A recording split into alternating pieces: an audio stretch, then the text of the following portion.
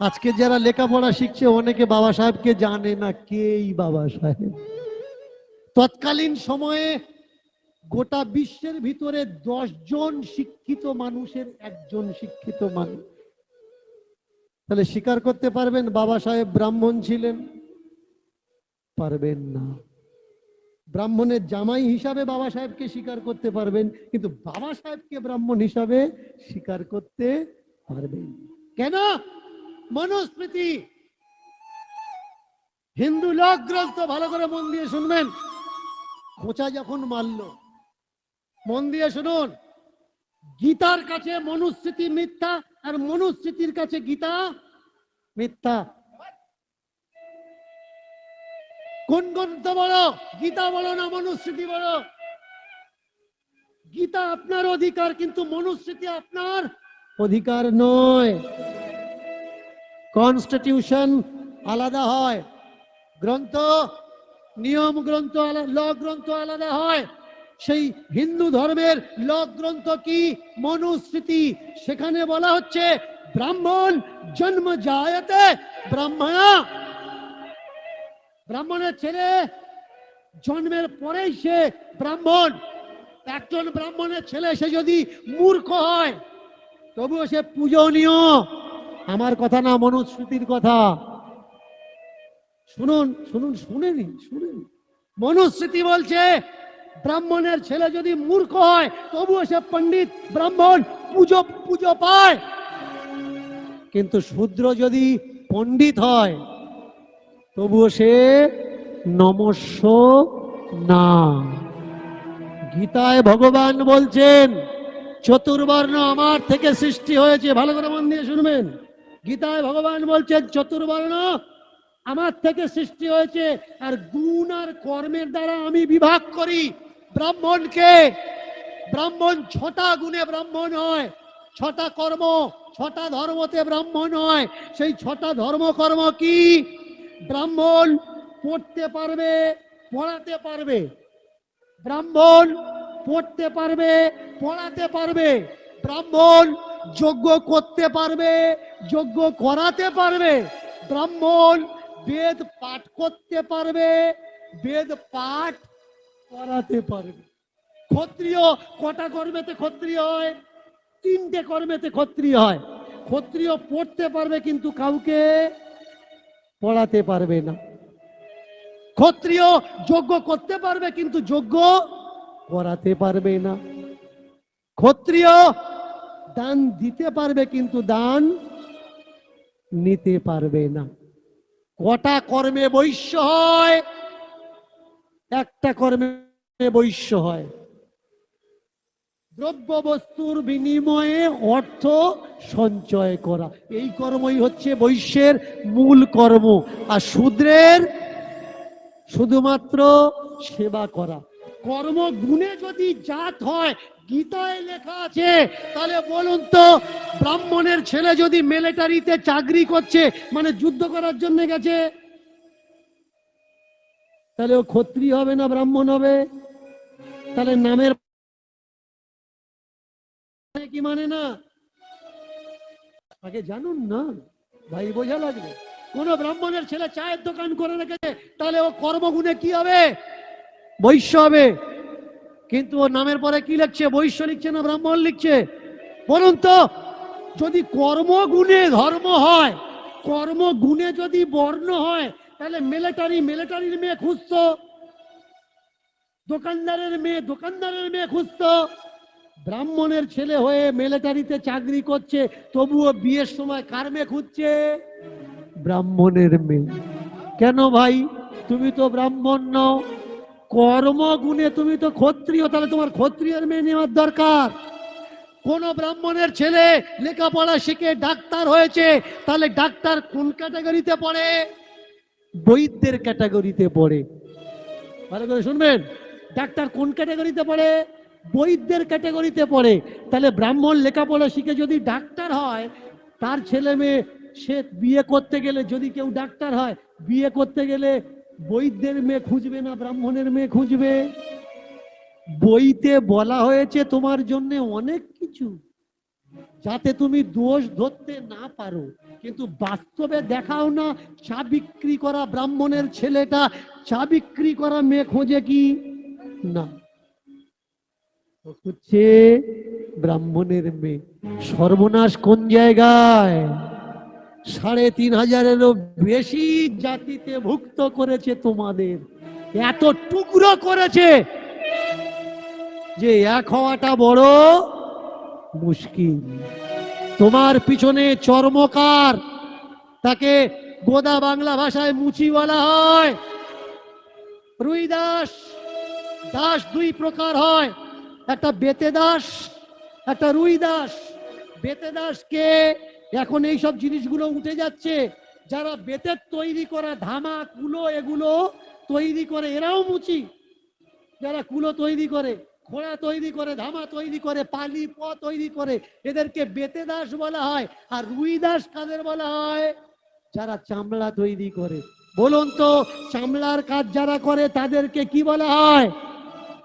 বলুন মায়েরা, জোর করে বলুন। কি একটু বলবো তো নাকি? আমাকে বলা হয়েছে কিন্তু যে বাবা একটু খোলাখুলি বলবেন। এবার তোমরা যদি সারা বন্ধ হয়ে যায়, আমি খুলবো কার সামনে খুলবো? বলার ইচ্ছা হবে না। যারা চামড়ার কাজ করছে এদের কি নিজ জাত মুচি বলে। এবার বলুন তো, যে চামড়ার কাজ করছে চর্মকার, তাকে যদি মুচি বলা হয়, তাহলে ওই চামড়া যে বাজাচ্ছে সে কে? কি দুর্গাপুজোর সময় ঢাক বাজাচ্ছে কে? মুচি। আর ওই ঢাকের তালে ধুনুচি নিয়ে নাচছে কে? ব্রাহ্মণ। কে ছোট? জাতের অনুপাতে যে ঢাক বাজাচ্ছে সে ছোট। জাতের অনুপাতে, সম্পর্ক হিসাব অনুপাতে ঠাকুরের সামনে যে ধুনুচি নিয়ে নাচছে সে কি ছোট না বড়? বড়। কিন্তু বলুন তো, সংসারে যখন কোনো বৌমা তার বরকে নাচায়, তাহলে কে বড় হয়? কে বড় হয়? বউ বড় হয় না স্বামী বড় হয়? বউ নাচাচ্ছে, স্বামী নাচছে, তাহলে বড় কে? বউ বড় হবে না স্বামী বড় হবে? যে নাচাচ্ছে সে বড়, যে নাচছে সে ছোট। তাহলে ঠাকুর ঘরের সামনে যে ঢাক বাজাচ্ছে ও ছোট কি করে হয়? যে নাচছে ঠাকুর ঘরের ভিতরে ও তো হিসাবে ছোট হওয়ার দরকার। সত্যি কথা বললে এই জায়গায় তো বন্ধু বেজায় হয়ে যায়। আর এই দধিচির পা থেকে মাথা পর্যন্ত কটা বজ্র তৈরি হয়? 8টা বজ্র তৈরি হয়, অষ্টবজ্র। আর এই অষ্টবজ্রের পিঠের মেরুদণ্ডের যে হাড় আর এই পিঠের বুকের যে খাঁচা, এটা কার হাতে ছিল? ইন্দ্রের হাতে। আর এই যে উপর থেকে বাজটা পড়ছে, এই বাজ কার? ইন্দ্রের মারা বাজ। তাহলে আপনার ছেলে কষ্ট করে লেখাপড়া শিখেছে, যদি আপনাকে বলে না বাবা ইন্দ্র বাজ মারে না, প্লাস ক্লাইউড আর মাইনাস ক্লাইউড দুটো দুজনার সংস্পর্শে হলে তড়িতের উৎপন্ন হয়, আর ওই বিদ্যুৎ ঝলক আমরা আকাশে দেখতে পাই। তাহলে তো বিজ্ঞান আর ধর্মগ্রন্থের প্রমাণ দুটো খুঁজে পাচ্ছি না ভাই। তাহলে কোন দিকে আমরা যাব? কোন দিকে আমরা পোক করব? কোন দিকটা আমাদের দিশা হবে? কোন দিকটা আমাদের পথ হবে? ধর্ম নাকি বিজ্ঞান? কোন দিকটা আমাদের পথ হওয়ার দরকার?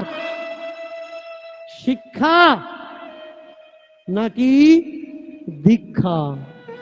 কোন দিকটা আমাদের পথ হওয়ার দরকার? স্কুল, কলেজ নাকি মন্দির?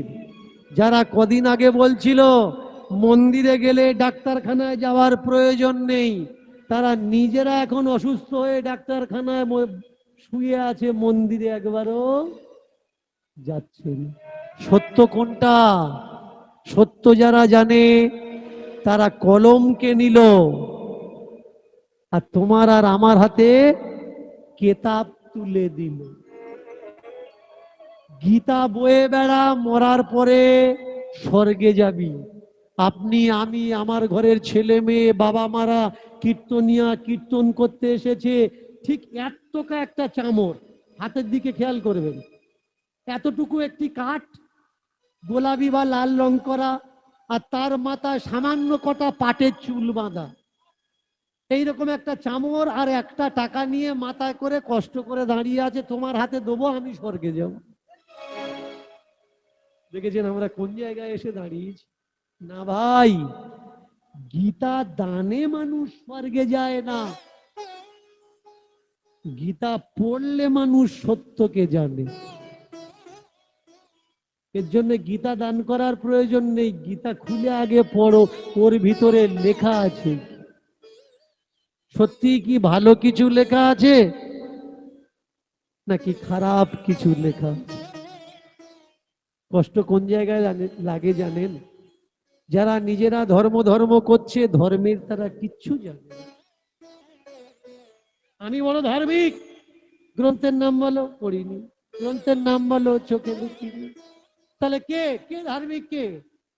যে তো সব রকম ধর্মগ্রন্থ পড়েছে, পাঠ করেছে, তবেই তো ধার্মিক।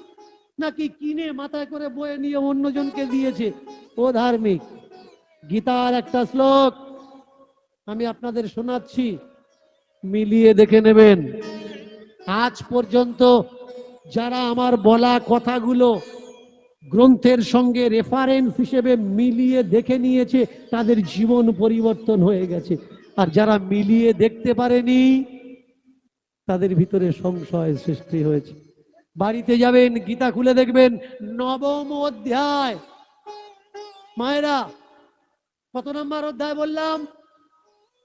9 নম্বর অধ্যায়, 31 নম্বর শ্লোক। 9 নম্বর অধ্যায়, 31 নম্বর শ্লোক। সেখানে বলা হচ্ছে, নারী, শূদ্র আর বৈশ্য এরা পাপ জনি। খেয়াল করবেন, আমার কথা না, গীতার বাণী, 9ম অধ্যায়ের 31 নম্বর শ্লোক। নারী পাপজনী, শূদ্র পাপজনী, বৈশ্য পাপজনী। পাপজনীকে যারা ধর্মকর্মে ব্রতী হওয়ার কোনো অধিকার যাদের নেই, তাদের বলা হয় পাপজনী। চমৎকার বিষয়। এবার বলুন, সব থেকে বেশি ধর্মকর্ম করে কারা? আমাদের ঘরের মায়েরা, তাই তো? ঠাকুর ঘরে সব থেকে বেশি কে যায়? বারব্রত কারা বেশি করে? তীর্থে কারা বেশি ছুটে যায়? ঠাকুর ঠাকুর করে কান্নাকাটি কারা করে? আমার ঘরের মায়েরা করে। তাহলে গীতার নিয়ম অনুসারে যদি নারী পাপজনী হয়, তাহলে সেই নারী ধর্ম করে উদ্ধার তার কি করে হয়? কখনো হতে পারে না। শুধু তাই না, বৈশ্য পাপজনী। বৈশ্য কারা? যারা ব্যবসা বাণিজ্য করে, ইটের ব্যবসা করছে, বিড়ির ব্যবসা করছে, তামাকের ব্যবসা করছে, পারচুনের ব্যবসা করছে, হলদির ব্যবসা করছে, লঙ্কা শাক সবজির ব্যবসা করছে, মিষ্টির ব্যবসা করছে, কাপড় জামার দোকান করে বসেছে, এরা বৈশ্য। এরা কারা? পাপজনী। তাহলে আপনি যে দোকান করে উপরে একটা ছোট্ট মন্দির করে প্রদীপ জ্বালিয়ে দিয়ে প্রদীপ ঘোরাচ্ছেন, ঠাকুর মঙ্গল করো, তোমার প্রার্থনা তো ঠাকুর শুনবে না, তুমি তো পাপজনী ভাই। কষ্ট এই জায়গায়। আমাকে অনেকে বলে আপনি ধর্মকে নিন্দা করছেন। আমি ধর্মকে নিন্দা করছি না, আমাদের জন্য যেসব নিন্দাসূচক কথাগুলো ধর্মগ্রন্থের ভিতরে লেখা আছে, শুধু সেগুলো তুলে ধরছি ভাই। এই লেখাগুলো আমাদের জন্য নয়। আমাদের জন্য যদি হতো, তাহলে আমাদের ধর্মগ্রন্থ আমাদের জন্য খারাপ কথা কেন লেখা থাকবে? আমাদের জন্য ভালো কথা কেন লেখা থাকবে না? অনেক ব্রাহ্মণ আমার উপরে রাগ করে, আপনি ব্রাহ্মণদের সহ্য করতে পারেন না। না ভাই, এটা ভুল কথা। যদি কোনো ব্রাহ্মণ হরিবাসরে থেকে থাকেন, পণ্ডিত হরিবাসরে থেকে থাকেন, কীর্তনের সাউন্ডের আওয়াজ যত দূর যাচ্ছে, যদি এই আওয়াজ কারোর কর্ণে যায়, কোনো পণ্ডিত ব্রাহ্মণের কানে যায়, বলতে পারবেন এমন মন্ত্র আজও পর্যন্ত পৃথিবীতে আবিষ্কার হয়েছে বা কোনো ধর্মগ্রন্থে, কোনো শাস্ত্র গ্রন্থে আছে যে শূদ্রের জন্য এক ফোঁটা ঘি আগুনে ফেলে শূদ্রের মঙ্গল করা যায়? এরকম কোনো মন্ত্র নেই। আগুনে ঘি দিয়ে কি বলা হচ্ছে? ধনম দেহি যশম দেহি, কিন্তু শূদ্র ধন বৃদ্ধি ভব বলা হচ্ছে না। শূদ্র ধন বৃদ্ধি ভব বলা হচ্ছে না। কেন ভাই? আমরা যদি নীচ হলাম, আমরা যদি শূদ্র হলাম, আমরা আমাদের বাড়িতে যজ্ঞ করাচ্ছি, পূজার্চনা করাচ্ছি, তাহলে সেই পূজাতে, সেই যজ্ঞতে এমন কোনো মন্ত্র আমাদের জন্য নেই কেন যে আমাদের মঙ্গল হবে? যারা বলছে বাড়িতে পুজো করাও, পুজো করালে মঙ্গল হবে, ভাই পূজাতে তো তোমার অধিকার নেই। তাহলে যে পূজাতে তোমার অধিকার নেই, সেই পূজা তোমার মঙ্গল করে কি করে? এটা আমার কথা না, এটা ধর্ম গ্রন্থের কথা, এটা শাস্ত্র গ্রন্থের কথা। এইখানে আমার বিচার। আমি মানুষকে বলি যেটা আমার ধর্মগ্রন্থ সেটা আমার মঙ্গলের কথা লেখা থাকবে, আর যেটা আমার ধর্মগ্রন্থ না সেটা আমার মঙ্গলের কথা লেখা থাকবে না। কোনো বইয়ে যদি লেখা থাকে অমুক মানুষের মঙ্গল হোক, অমুক মানুষের কল্যাণ হোক, অমুক মানুষের দরিদ্রতা দূর যাক, অমুক মানুষের সংসারে শান্তি আসুক, তার মানে ওই বইটা অমুক মানুষের বই, তুমুক মানুষের বই না। ওই বইটা যদি আমার বই হতো তাহলে আমার জন্য লেখা থাকতো আমার মঙ্গল হোক, আমার শান্তি ফিরে আসুক, আমার সুখ ফিরে আসুক, আমার ধন ফিরে আসুক, আমার সম্পত্তি ফিরে আসুক, আমার সোহাগ ফিরে আসুক। এটা বোঝা লাগবে ভাই। চলে গেছে বাবা তীর্থের উদ্দেশ্যে, সকাল হয়ে আসছে, ছোট্ট মেয়ে নিবৃত্তি কাজে নিপুণ আসে, মাথায় আছে বাবা বারবার বলে গেছে যাই করিস ঠাকুর ঘরের ঠাকুরকে, ওই কৃষ্ণ ঠাকুরকে দিনে 3 বার খেতে দিস, না খেতে দিয়ে তুই যেন খাস না। কথা দিয়েছে, কাজ করছে। আবার চুলার উপরে একটা হাঁড়ি ধুয়ে তার উপরে কিছু চাল, ঘি, সবজি দিয়ে জল দিয়ে ফুটছে। কি বানাচ্ছে? ঠাকুরের জন্য কি বানাচ্ছে? যদি আলাদা আলাদা বানে তাহলে কি হবে? ভাত, ডাল, ভাজি, সবজি। আর ভাত, ডাল, ভাজি, সবজি যদি একটাতে দেওয়া যায় তাহলে কি হবে? খিচুড়ি তৈরি হবে। খিচুড়ি বানানো বড় সহজ বিষয়। তাই ছোট্ট মেয়েটা খিচুড়ি হাঁড়িতে খিচুড়ি প্রসাদ তুলে দিয়েছে, কাজকর্ম করছে আর লক্ষ্য করছে খিচুড়ি যেন পুড়ে না। একবার ঘেটে দেয় আর একবার ছুটে গিয়ে এ কাজ ও কাজ দেখে আসে, ব্যাস তার ভিতরে খিচুড়ি প্রসাদ তৈরি হয়ে গেছে, থালাতে ঢেলে। হরি হরি বল, হরি হরি বল। ডিবেট করতে চান সামনাসামনি ক্যামেরায় আসুন। তাহলে হরি বল, হরি বল। খিচুড়ি প্রসাদটা তৈরি করছে আর অন্যান্য কাজের দিকে লক্ষ্য দিচ্ছে। থালা বাসনের উপরে খিচুড়িটা ঢেলে দিয়েছে, দিয়ে থালাটা ছুটে গিয়ে, ছোট্ট মেয়ে তো কোন কাজটা একলা সামলাবে, ওই ঠাকুর ঘরে গিয়ে ঠাকুরের পায়ের ধারে থালাটা ধরে দিয়ে বলছে, ও ঠাকুর কিভাবে দিতে হয় আমি তো জানি না, কিভাবে খাওয়াতে হয় আমি তো জানি না, খিচুড়ি বানিয়ে তোমার পায়ের ধারে দিলাম, যখন খিদে লাগবে তখন তুমি খেয়ে নিও। দেখেছেন ভক্তি কাকে বলে? এই ভক্তিটা কোন ভক্তি? ভাব রহিত ভক্তি। ভাবের ঘরে অনেক ভুল হয়, কিন্তু ভাবের ঘরে কোনো ভুলকে ধরা হয় না। ভাব রহিত ভক্তি। থালাতে খিচুড়ি প্রসাদ দিয়ে থালাটা ধরে দিয়েছে ঠাকুরের পায়ে, ঠাকুরের পায়ে ধরে দিয়ে বললে, ও ঠাকুর, যখন খিদে পাবে তখন খেয়ে নিও। এ কাজ ও কাজ করতে করতে দুপুর হয়ে গেল। ঠাকুর ঘরে ঢুকে উঁকি মেরে দেখছে, যেরকম খিচুড়ি সেরকম ও সব খাবে কত? সকালেরটা পড়ে আছে, তাহলে দুপুরেরটা আবার কি হবে? দুপুরেরটা যদি দিয়ে ও তো আবার নষ্ট হবে। তুমি ভেবেছো এটা খাবে না, আর একটা করে দেবো, এটা খাও, তারপরে দুপুরেরটা আমি করবো। আর এটা যতক্ষণ না খাবে দুপুরেরটা হবে।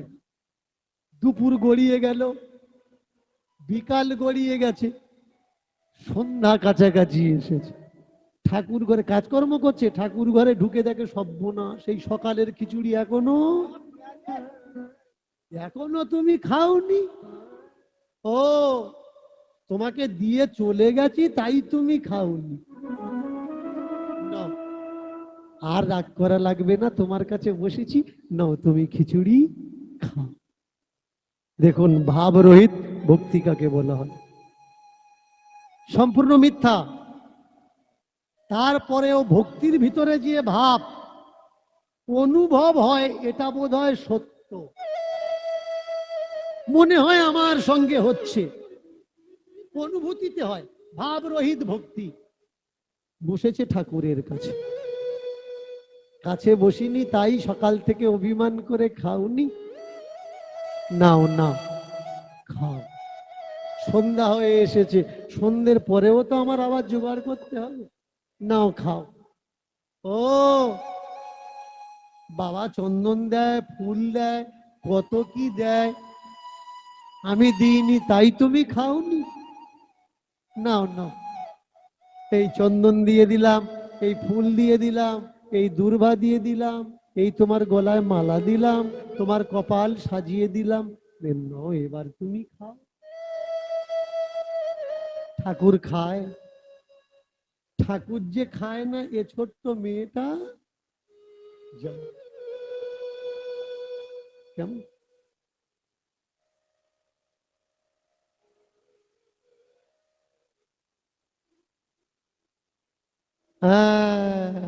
বাহ, আমি একজন মানুষ ভাড়া করে নিলাম আর তার কাঁধে ঝুড়িতে উঠে তীর্থ করছি, হবে না, ওতে সে মজা নেই। নিজের সময়কালে চললে তবে তীর্থে মজা হয়। নিজের বল শক্তি, নিজের ক্ষমতাতে তুমি চলতে পারছো, তখন তুমি তীর্থে যাও। না হলে তুমি চলতে পারছো না, চোখে দেখতে পাচ্ছ না, তুমি তীর্থে গেলে কোনো মজা, কোনো লাভ হবে না। তাই বাবা মেয়েকে বলছে, আমি যাব সকালে, যাব সকালে, যাব সকালে, আমি যাব সকালে, যাব সকালে, যাব সকালে, যাব সকালে, আমি যাব সকালে, যাব সকালে, যাব সকালে, যাব সকালে, আমি যাব সকালে, যাব সকালে, আমি যাব সকালে, যাব সকালে, আমি যাব সকালে। ও বাবা, তাহলে সকালে যদি তুমি যাও, এখন কটা রুটি বানিয়ে দিই, একটা পুঁটলিতে কটা চানা ভাজা দিই, কটা কাঁচা চানা দিয়ে দিই, কটা মটরের দানা দিই, জবের দানা দিই। বাবা বললে ওসবের কি হবে? মেয়ে বললে কেন, দূরের রাস্তা, খাবে কি? বাবা বলে উঠলে, যারা তীর্থে যায়, তীর্থে যাওয়া আর বেড়াতে যাওয়া দুটো এক নয়। পুঁটলি নিয়ে যারা যায় ওরা তো শুধু বেড়াতে যায়, ওরা তীর্থে যায় না। টাকার কম পড়লে হবে না, জামার কম পড়লে হবে না, কাপড়ের কম পড়লে হবে না, খাওয়ার কম পড়লে হবে না, ওরা তো যায় বেড়াতে। তীর্থে কারা যায় জানিস? যারা বিশ্বাস করে ঈশ্বর আছে তীর্থে, তারা নিজের উপরে ভরসা করে না, তার উপরে ভরসা করে রইল ঝোলা আর চলল ভোলা। ঝোলা বাঁধে না, ঝোলা পড়ে থাকে আর হাঁটা মারে, বাবা খালি হাতে তুমি যাবে, খিদে পেলে খাবে কি? কেন রে মা? তার ঘর দর্শন করতে যাচ্ছি,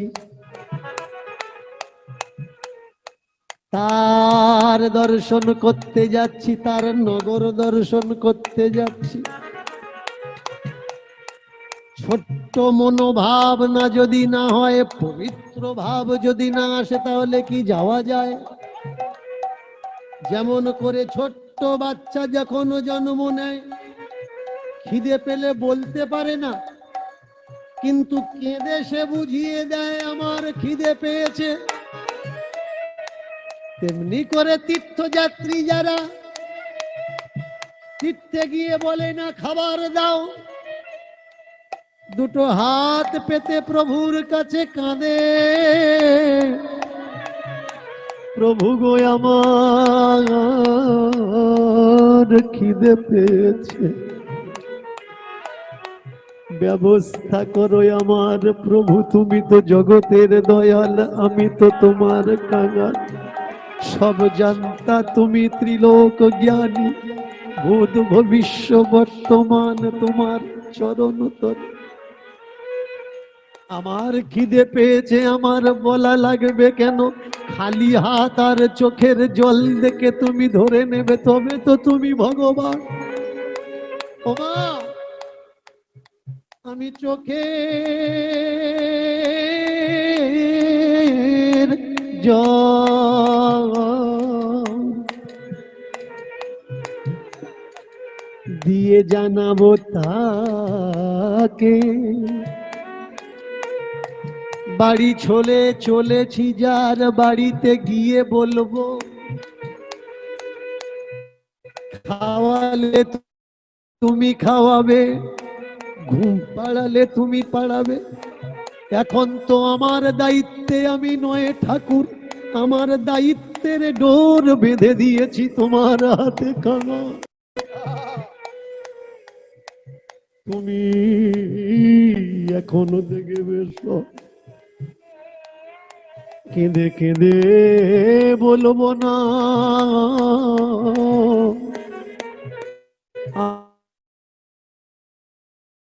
আর ছাড়া আর কারো নয়। করুণা করে কৃপা করো দয়াল আমার। যারা তীর্থে যায় তারা ঝোলা বয় না, তীর্থে যায় যারা তারা পুটলি বয় না, টাকা টাকা। তীর্থে গিয়ে হাত পাতলে কত নেবে? দুহাত পাতি মাধুগিরি করে, নিজেরও চলে যায়, একেই বলে তীর্থ। তাই খালি হাতে খালি হাতে খালি হাতে খালি খালি হাতে খালি হাতে খালি হাতে খালি হাতে খালি হাতে খালি হাতে খালি হাতে খালি হাতে খালি হাতে খালি হাতে। ও বাবা, খালি হাতে চলে কি খালি হাতে চলে কি? খালি হাতে চলে কি খালি হাতে চলে কি? খালি হাতে চলে কি খালি হাতে চলে কি? খালি হাতে চলে কি খালি হাতে চলে কি?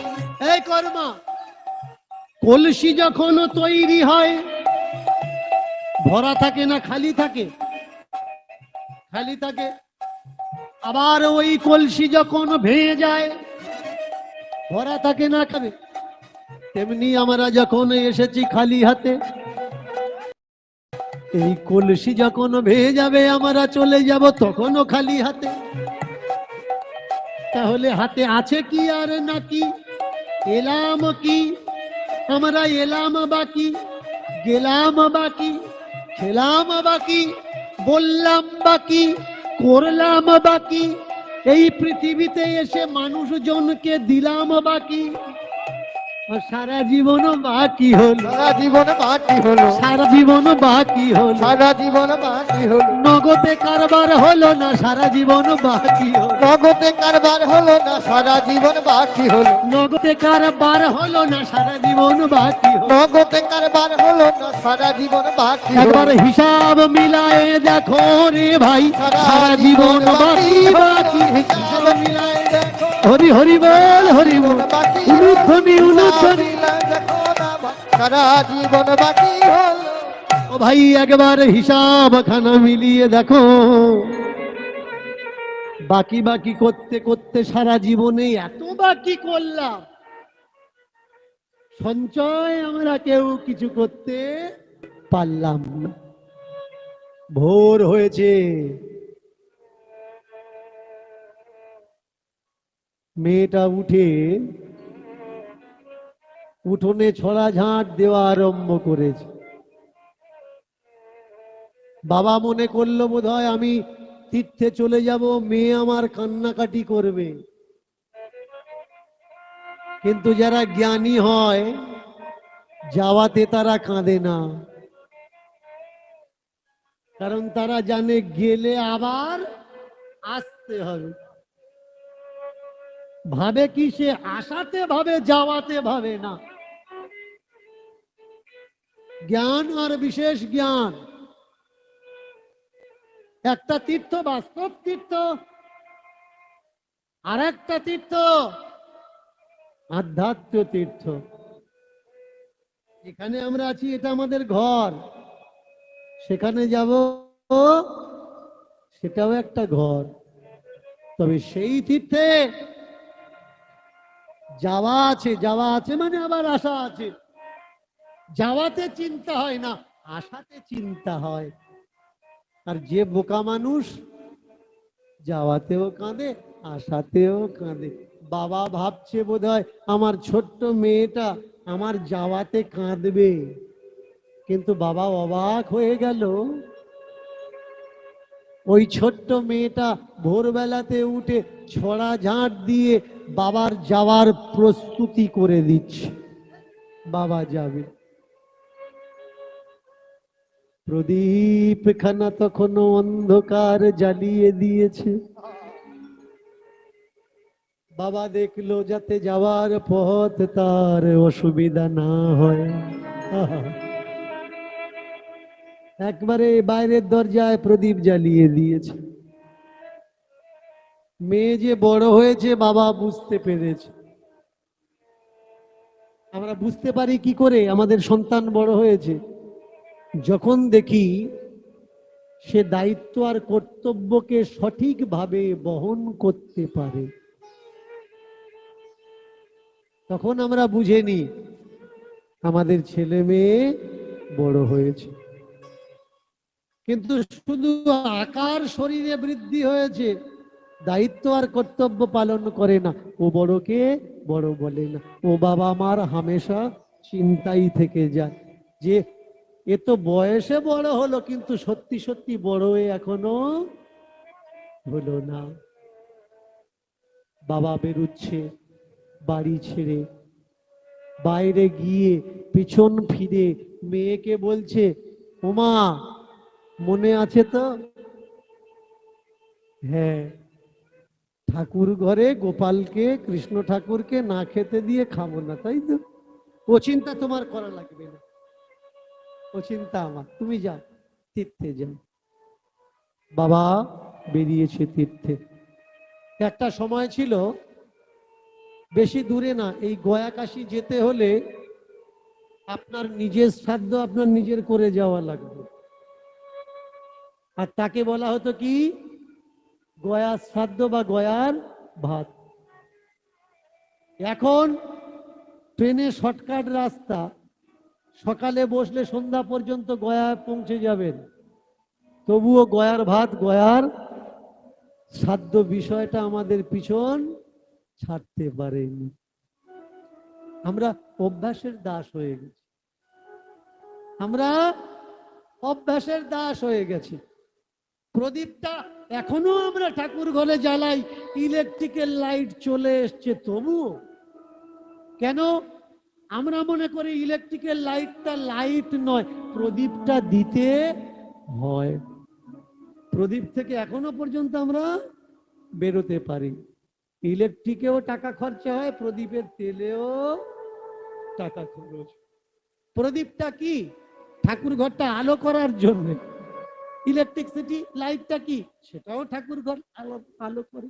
তবু আমরা প্রদীপের গণ্ডিতে পড়ে আছি। যতক্ষণ প্রদীপ না জ্বালাবো, আমাদের মনে, আমাদের চিন্তায়, আমাদের বুদ্ধিতে ওই সংসারটা থেকে যায় যে না, পূজা ঠিক হলো না। কেন? চিরাচরিত প্রথার গণ্ডিতে আমরা এমন ভাবে বেঁধেছি, এই চিরাচরিত প্রথার গণ্ডি থেকে আমরা কেউ বেরোতে পারছি না। আর এই চিরাচরিত প্রথা শিখছি আমরা কোথার থেকে?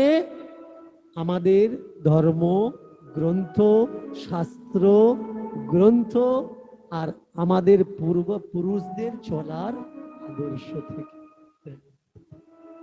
একটা বই আপনারা সবাই নাম জানেন, ভালো করে মন দিয়ে শুনবেন। এতক্ষণ লীলার প্রসঙ্গ নিয়ে চর্চা করেছি, এবার ভালো করে মন দিয়ে শুনুন। একটা গ্রন্থ যার নাম মহাভারত। একটা গ্রন্থ যার নাম মহাভারত।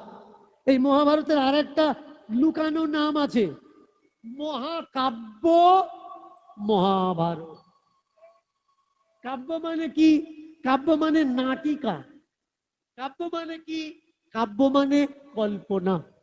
কীর্তনে এসে চঞ্চল মনোভাবনা হতে নেই, মন দিয়ে শুনতে হয়। কেন শুনতে হয়? কীর্তনে অনেক কিছু শেখার আছে, অনেক কিছু পাওয়ার আছে, এর জন্য ধৈর্যের প্রয়োজন হয়।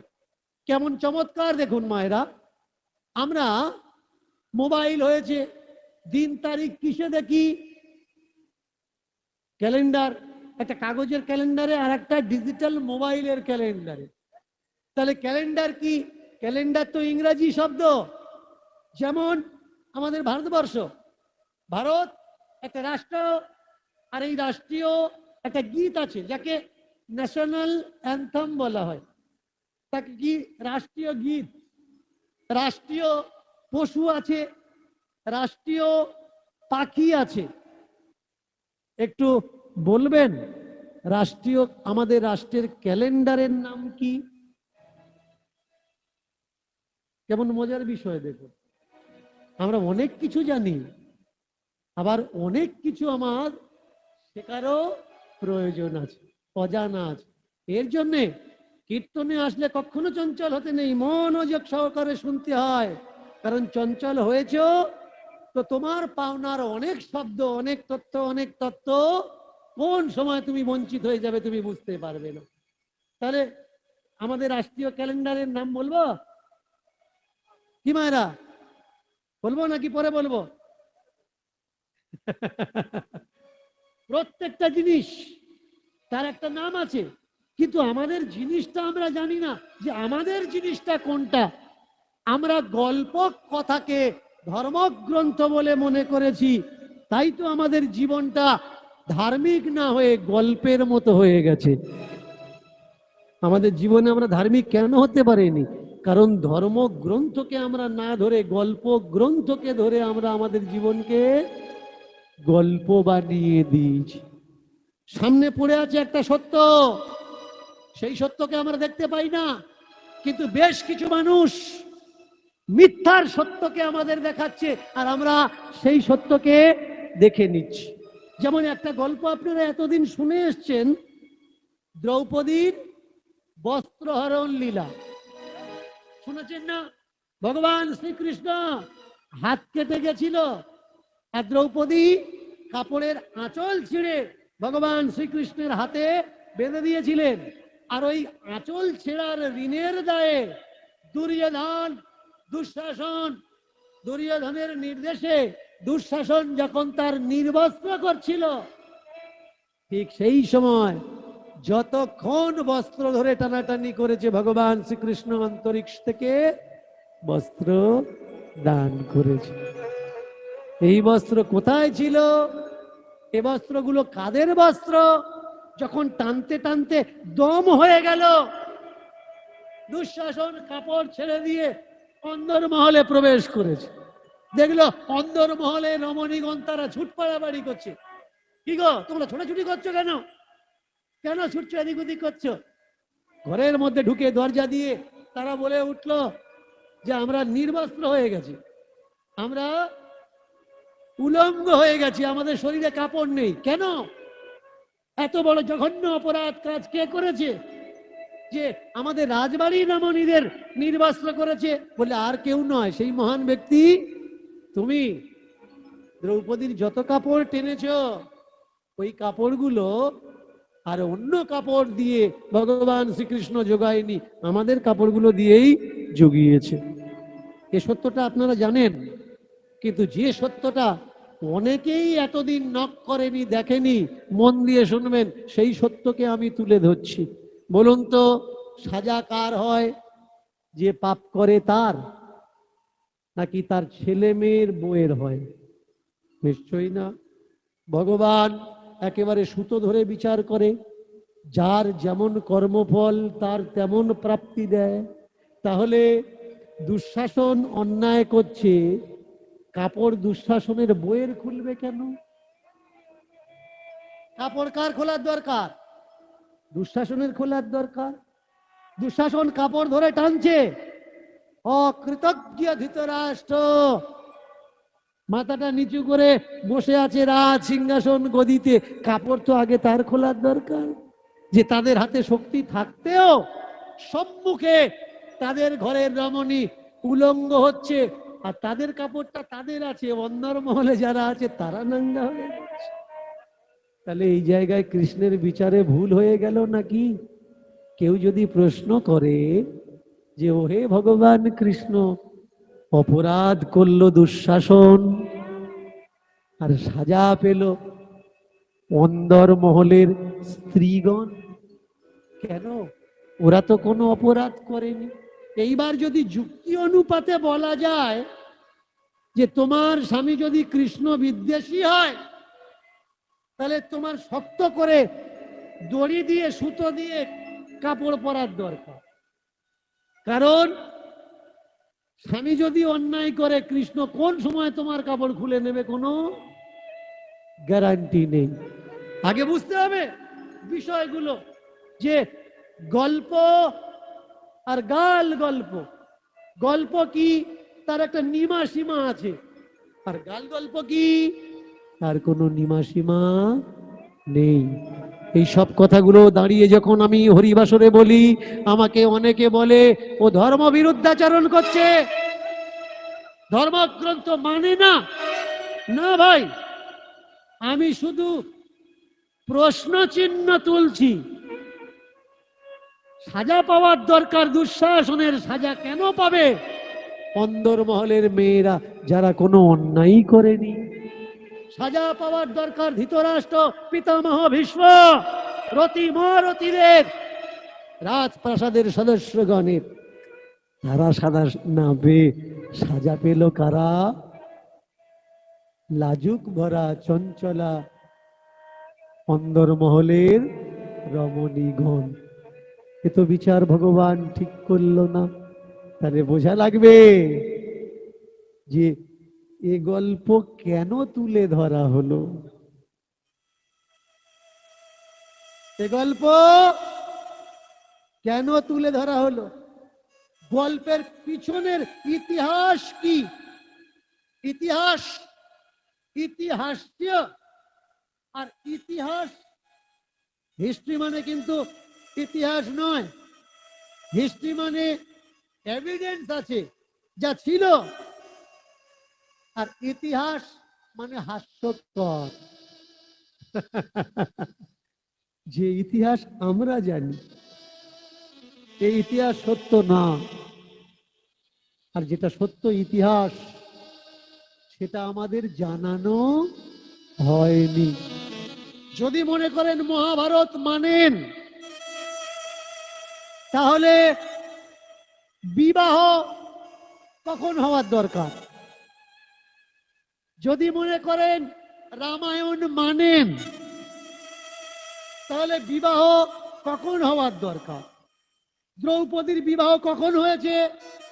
রাত্রিবেলা নয়, দিনের বেলা। কখন হয়েছে? দিনের বেলা। অম্বা, অম্বিকা, অম্বালিকা বিয়ে কখন হয়েছে? রাত্রিবেলা নয়, বিয়ে হয়েছে দিনের বেলা। তাহলে আমাদের ধর্মগ্রন্থে, শাস্ত্র গ্রন্থে বিয়ে কখন হচ্ছে? দিনের বেলা। আর বাস্তবে আমাদের বিয়ে কখন হচ্ছে? রাত্রিবেলা। কেন? এই জায়গায় বোঝা লাগবে, বিয়ের কয়েকটা ধারাবাহিকতা আছে। বিয়ে একটা বিয়ে না, একাধিক বিয়ে। তার ভিতরে একটা বিয়ে আছে যার নাম পৈশাচিক বিয়ে, ভূত পিশাচের বিয়ে। দিনের বেলায় যখন কখনো কখনো বর্ষা হয় আর রোদ্দুর ওঠে, দিদিমা ঠাম্মারা কি বলে? শেয়ালের বিয়ে হচ্ছে। রাতে কাদের বিয়ে হয়? ভূত পেতের বিয়ে হয়, পিশাচ বিবাহ বলে যায়। এবার বলুন, যারা যারা বিয়ে করেছেন দিনের বেলায় করেছেন না রাতের বেলায় করেছেন? তাহলে আপনারা কারা, আমরা কারা? আগে বোঝা লাগবে সত্য কোনটা আর মিথ্যা কোনটা। দেখাতে পারবেন দ্রৌপদীর বিবাহতে কোনো ব্রাহ্মণ লেগেছে? কিসে বিবাহ হয়েছে? পণ ছিল, পণে বিবাহ হয়েছে। রামের বিবাহ কিসে, সীতার বিবাহ কিসে হয়েছে? পণ ছিল, পণে হয়েছে, ধনুর ভাঙা পণ। দেখাতে পারবেন না অম্বা, অম্বিকা, অম্বালিকা, কুন্তি, গান্ধারী এদের বিয়ে হয়েছে কোনো ব্রাহ্মণের প্রয়োজন হয়েছে? আবার আমাকে বলবেন না ভুল অর্থ করে যে দীনকৃষ্ণ ঠাকুর আপনি ব্রাহ্মণদের নিন্দা করছেন। আমি নিন্দা করছি না, ধর্মগ্রন্থের সত্যগুলো শুধু যাচাই করতে বলছি। মহাভারত যদি আমার ভারতের ইতিহাস হয়, মহাভারত যদি আমাদের ভারতের ইতিহাস হয়, মহাভারতের বিয়ে কিভাবে হয়েছে? স্বয়ম্বর। মেয়ের বাবা ছেলেদের নিমন্ত্রণ করবে আর তারা লাইন ধরে বসে থাকবে, আর মেয়ে একটা বরমাল্য নিয়ে যাকে পছন্দ তার গলায় মালা দেবে। যিনি শিবের বউ কিভাবে করেছে বিয়ে? পছন্দ করে বিয়ে করেছে। দেবতাদের নিমন্ত্রণ করেছে, কিন্তু তার পছন্দ কে ছিল? শিব। শিবের নিমন্ত্রণ হয়নি। কিন্তু রাজা দক্ষ খড়কুটির মূর্তি তৈরি করে একেবারে রাজপ্রাসাদের বাইরে রেখে দিয়েছে। খুঁজছে মালা নিয়ে দক্ষের কন্যা, খুঁজে পাচ্ছে না তার পছন্দ মতো বর। কাকে খুঁজছো? বর খুঁজছি। কোন বর খুঁজছো? এতগুলো দেবতা আছে, তুমি দেখতে পাচ্ছ না? না, যে বর আমার বর, আমার বর দেখতে পাচ্ছি না। বর মানে কি? বর মানে আশীর্বাদ। আর আশীর্বাদ সবারটা এক হয় না, আলাদা আলাদাই হয়। এই যে এতগুলো বর, এগুলো আমার বর নয়, আমার বর আলাদা, তাই আমি তাকে খুঁজ। ও, শিবকে খুঁজছ? শিব তো ভিতরে নেই, শিব বাইরে আছে। ভালো করে খেয়াল করবেন, আমরা তত্ত্ব করি না, বুঝতে হবে।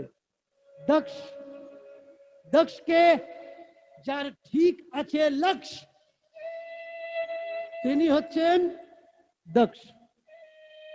দক্ষকে যা স্থির আছে লক্ষ্য, তিনি হচ্ছেন দক্ষ। দক্ষ তার মেয়েকে কি বলছে? শিব কোথায়? শিব ভিতরে নেই, শিব বাইরে আছে। শিবকে যদি পেতে চাও প্রতিরূপে, ভিতরে খুঁজলে শিব পাবে না, বাইরে চলে যাও।